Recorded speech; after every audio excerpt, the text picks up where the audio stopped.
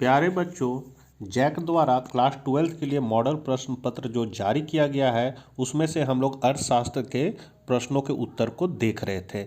ये 4th part का video है जिसमें हम लोग ऑब्जेक्टिव प्रश्नों के उत्तर को देखेंगे। इसके पहले मैंने सब्जेक्टिव प्रश्नों के सारे उत्तर को बता दिया है। यदि आप लोगों ने उसे नहीं देखा है तो उसका लिंक आपको डिस्क्रिप्शन में मिल जाएगा या ऊपर आई बटन पर भी मिल जाएगा। शुरू करने से पहले आपसे निवेदन है कि चैनल को सब्सक्राइब कर लें और इस वीडियो को अपने मित्रों तक जरूर शेयर करें ताकि वे भी इससे लाभान्वित हो सके। तो चलिए हम लोग कुछ नया सीखते हैं। तो आप देख सकते हैं इसमें भी आपको 1.5 घंटा का समय मिलेगा। 40 नंबर का है। निर्देश बढ़िया से पढ़ लीजिएगा। यह मैंने कम्युनिटी टैब में ये क्वेश्चन को डाल दिया है। अब हम लोग एक एक करके आंसर को देखते हैं। अर्थव्यवस्था की किस समस्या का संबंध उत्पादन की तकनीक के चयन से है? तो उत्पादन की तकनीक के चयन मतलब तकनीक के चयन करके ही हम लोग उत्पादन को डिसाइड कर सकते हैं कि किस तरह हमको उत्पादन करना है। मतलब श्रम प्रधान तकनीक को अपनाएंगे कि पूंजी प्रधान तकनीक को अपनाएंगे। तो हम लोग उत्पादन की तकनीक के चयन से क्या कर सकते हैं, तो कैसे उत्पादन करें इस समस्या का हल होता है। कैसे उत्पादन करें, तो पहला का हो जाएगा सी।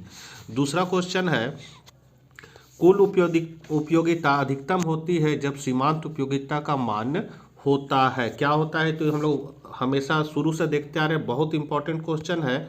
आप लोग इस तरह ग्राफ बना के देख लीजिए। ये हुआ, ये हुआ सीमांत। कुल उपयोगिता अधिकतम होती है, ये है आपका कुल उपयोगिता, ये अधिकतम होती है। तब सीमांत उपयोगिता क्या हो जाती है, तो यहाँ हम लोग देख सकते हैं क्या होती है, शून्य हो जाती है। शून्य, तो यहाँ पर शून्य कहाँ लिखा हुआ है, तो ए नंबर में। तो आपका दूसरा का क्या हो जाएगा, ए। तीसरा है समानता एक उदासीन वक्र होता है। तो उदासीन वक्र हम लोग सब जानते हैं। उदासीन वक्र इस तरह का होता है। ये उदासीन वक्र है और ये मूल बिंदु, ये है आपका मूल बिंदु। मूल बिंदु की ओर क्या है, उठा हुआ है, मतलब उत्तल है। तो ये सी ऑप्शन आपका सही हो जाएगा, तीसरा का सी। चौथा है समानता एक मांग वक्र की ढाल होती है। तो मांग वक्र का ढाल बना लेंगे और ये मांग वक्र का ढाल है आपका डी टी। ये क्या है, समानता ऊपर से नीचे दाहिनी ओर गिर रही है, मतलब गिर रही है नीचे की ओर। तो हम लोग इसको क्या करेंगे, बी ऑप्शन सही है, ऋणात्मक होती है। तो चौथा का हो जाएगा बी। पांचवा है एक सरल रेखा मांग वक्र के मध्य बिंदु पर मांग की कीमत लोच होती है। तो इसको भी हम लोग बना के देख लेते हैं फटाक से। ये है आपका मांग रेखा। यहाँ पर मध्य बिंदु पर क्या होता है, मांग की लोच इकाई के बराबर होती है। जैसे हम लोग नीचे आएंगे तो यहाँ से यहाँ तक के बीचों बीच में क्या होगा, नीचे आने से मान घटता है। तो यहाँ ई लेस देन 1 होगा इस पॉइंट पर, और इस पॉइंट पर क्या होगा, आसपास घटने की सीमा कहाँ तक रहेगी, तो 0 हो जाएगा। और यही अगर ऊपर की ओर बढ़ते हैं तो यहाँ से यहाँ का बीचों बीच में ई ग्रेटर देन क्या होगा, 1 होगा। क्या बढ़ रहे ऊपर की ओर, और बढ़ने की सीमा क्या होगी, तो आसपास होगी ई बराबर इन्फिनिटी। तो यहाँ जो मेरा क्वेश्चन पूछ रहा है एक सरल रेखा मांग वक्र के मध्य बिंदु पर मांग की लोच क्या होती है।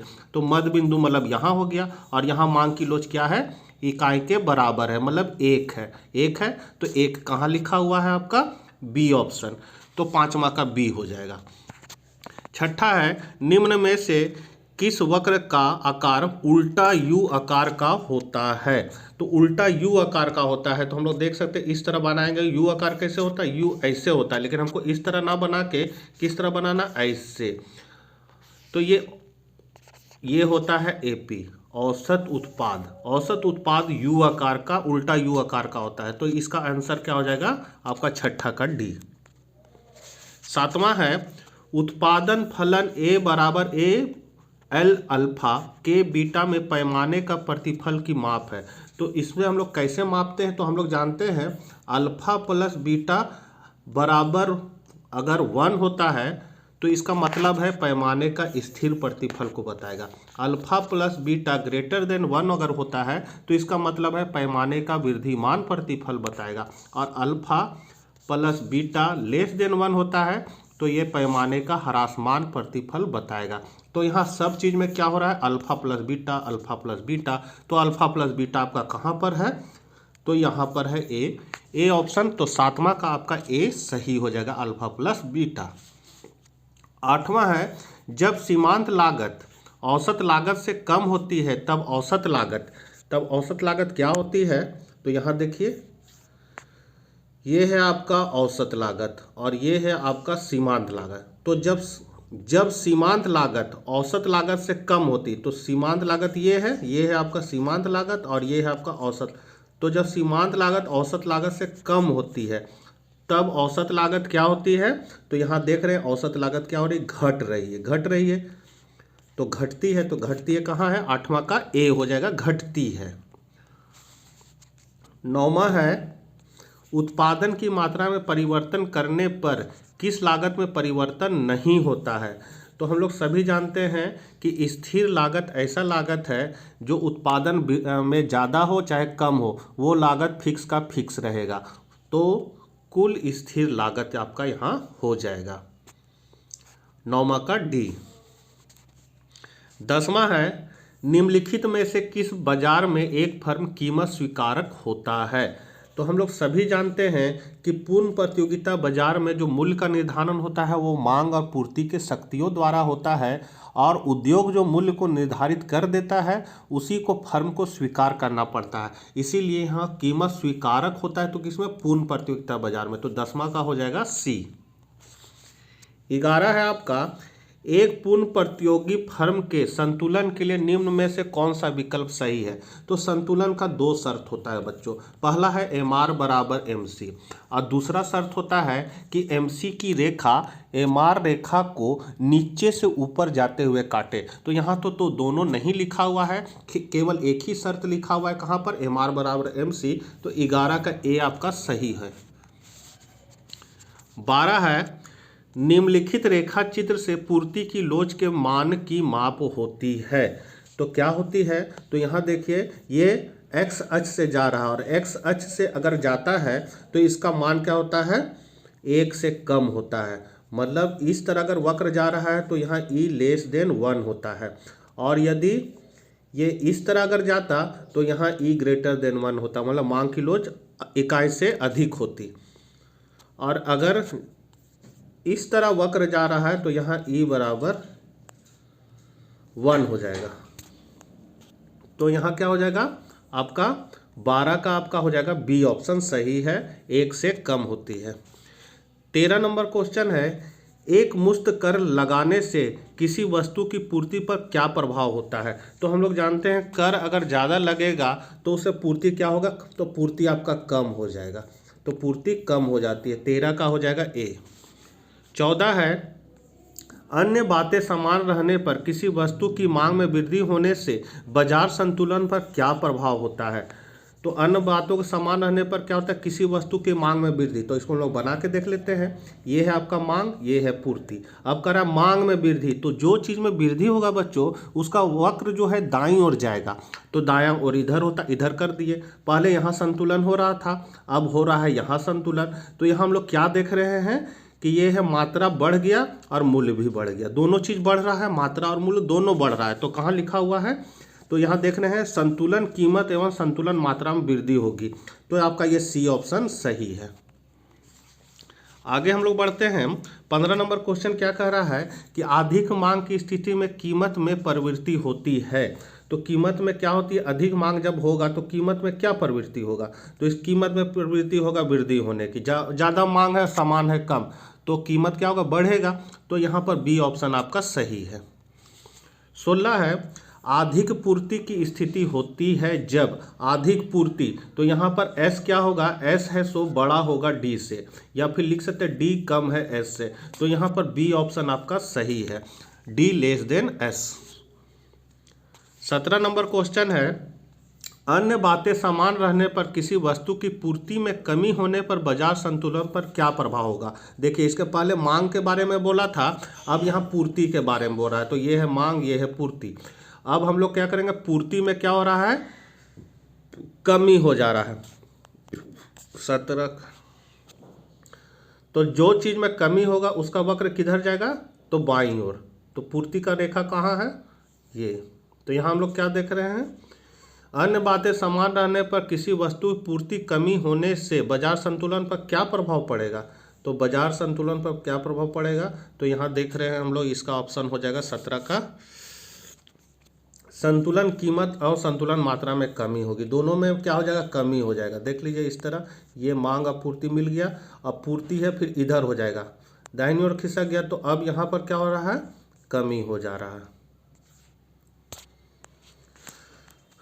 सॉरी इस तरह बनेगा ये पूर्ति वक्र, तो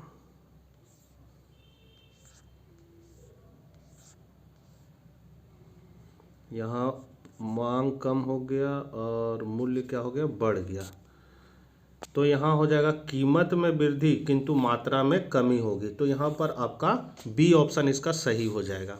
18 है, एकाधिकार में अधिकतम कुल आगम के उत्पादन स्तर पर वस्तु की मांग की कीमत लोच कितनी होती है, तो यहाँ हम लोग देखेंगे कितनी होती है, तो 1 होती है।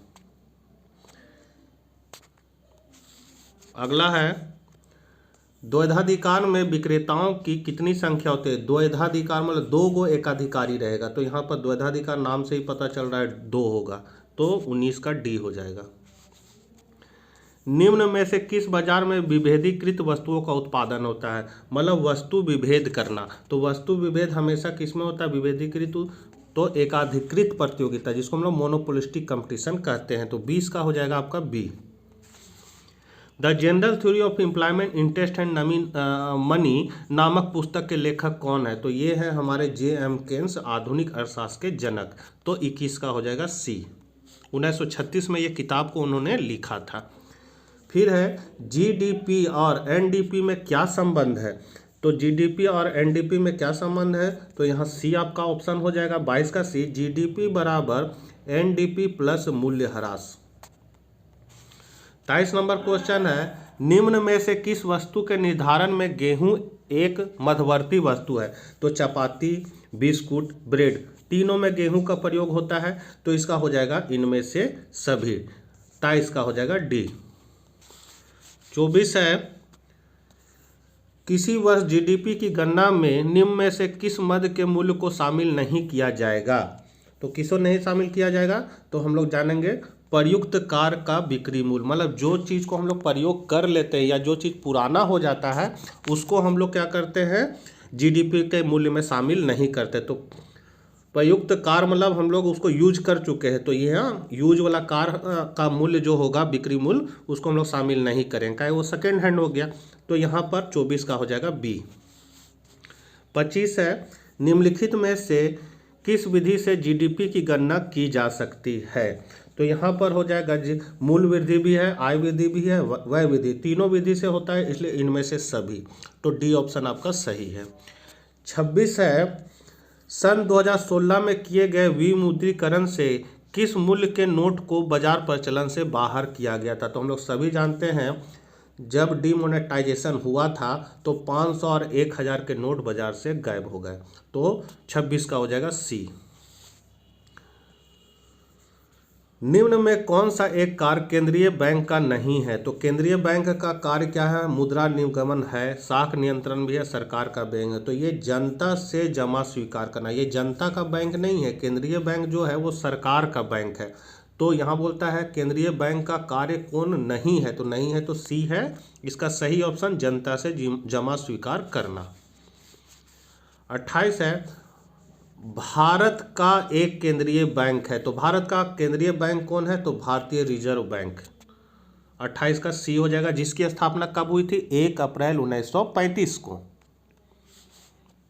अगला है, निम्नलिखित में सबसे तरल मुद्रा कौन सी है, तो तरल मुद्रा आपका जो होगा वो M1 होगा, M1 को हम लोग तरल मुद्रा कहते हैं।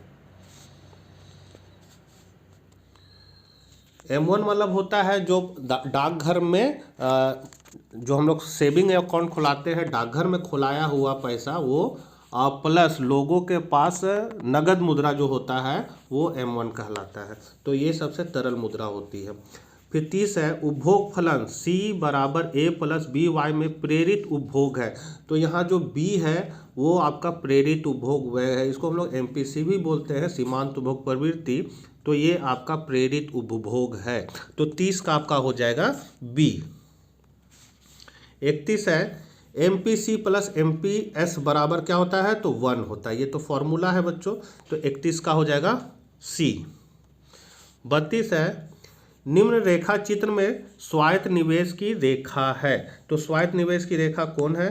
तो यहाँ पर देख लीजिए, स्वायत्त निवेश मतलब होता है जो स्थिर रहता है, जो सरकार निवेश करती है, जिसका उद्देश्य लाभ कमाना नहीं होता है। तो यहाँ CD जो है वो स्थिर है, बाकी ये सब क्या हो रहा है, बढ़ रहा है। तो ये स्थिर है, इसलिए इसका आंसर हो जाएगा CD, मतलब C ऑप्शन आपका सही है। किसी अर्थव्यवस्था में यदि MPS बराबर 0.4 है तो गुणक का मान क्या होगा? अब गुणक का मान तो K बराबर गुणक होता है, इसका फॉर्मूला होता है 1/MPS। अब 1/MPS का मान कितना है? 0.4। यहाँ से पॉइंट हटाएंगे, यहाँ 0, तो 2 दूनी 4, 5 दूनी 10। अब इसको इससे भागा देंगे तो कितना होगा? 2.5। तो कहाँ है 2.5? तो यहाँ पर D ऑप्शन आपका इसका सही है। 33 का हो जाएगा D। 34 है, निम्न में से प्रत्यक्ष कर का एक उदाहरण कौन सा नहीं है? तो प्रत्यक्ष कर का उदाहरण कौन नहीं है? तो वस्तु एवं सेवा कर, मतलब GST नहीं है, इसका C ऑप्शन हो जाएगा। 35 का है, निम्न में से सार्वजनिक वस्तु का एक उदाहरण कौन सा है? सार्वजनिक वस्तु मतलब जिसको सभी प्रयोग में लाते हैं। तो ये आपका सड़क, सड़क क्या है? अमीर गरीब सभी को प्रयोग में लाते, तो ये सार्वजनिक हो गया। 35 का आपका हो जाएगा B। 36 है, भारत में GST कब लागू किया गया? तो बच्चों इसको आप लोग एक बार सर्च कर लीजिएगा। मेरे हिसाब से ये C हो जाएगा, 2017 में इसको लागू किया गया था। एक बार इसको आप लोग सर्च कर लीजिएगा। 37 है आपका, राजस्व व्यय एवं राजस्व प्राप्तियों के अंतर को क्या कहा जाता है? तो इसको हम लोग कहते हैं राजस्व घाटा। तो इसका हो जाएगा 37 का D। 38 है, व्यापार संतुलन क्या है? तो व्यापार संतुलन क्या है बच्चों? तो निर्यात और आयात का अंतर है। निर्यात और आयात का अंतर आपका व्यापार संतुलन कहलाएगा। 39 है, यदि कोई भारतीय किसी चीनी मोबाइल कंपनी को खरीदता है तो इस लेन देन को भारत के भुगतान संतुलन में कहाँ दर्ज किया जाएगा? अब देखिए, मोबाइल नहीं खरीदता है, मोबाइल कंपनी को ही खरीद लेता है। तो जब मोबाइल कंपनी को ही खरीद लेगा तो वो क्या हो जाएगा? तो वो आ जाएगा पूंजी खाता में। और चूंकि खरीद रहा है तो पैसा तो भारतीय से जा रहा है चीनी वाला लोग के पास, तो यहाँ पर क्या हो जाएगा? डेबिट हो जाएगा। डेबिट मतलब कट जाना, खाता से पैसा कट गया आपका। और क्रेडिट मतलब खाता में पैसा आ गया। तो यहाँ जब खरीद रहा है मोबाइल कंपनी को, तो ये क्या हो जाएगा? पूंजी खाते के डेबिट मद में जाएगा। तो यहाँ 39 का हो जाएगा आपका C। अब लास्ट क्वेश्चन है बच्चों, निम्नलिखित में कौन सा मद भुगतान संतुलन के चालू खाते का एक घटक है? तो ये है आपका वस्तुओं का निर्यात। तो ये हो गया इकोनॉमिक्स आपका समाप्त। मैंने अति लघु तरीय, लघु तरीय, दीर्घ तरीय और इस वीडियो में ऑब्जेक्टिव भी बता दिया। अब हम लोग बहुत जल्द नेक्स्ट विषय मतलब इतिहास या भूगोल का प्रश्नों को देखेंगे। तो मिलते हैं इसी तरह के वीडियो के साथ। चैनल पर नए तो जरूर सब्सक्राइब कर लीजिएगा और दोस्तों को जरूर भेज दीजिएगा। Bye bye.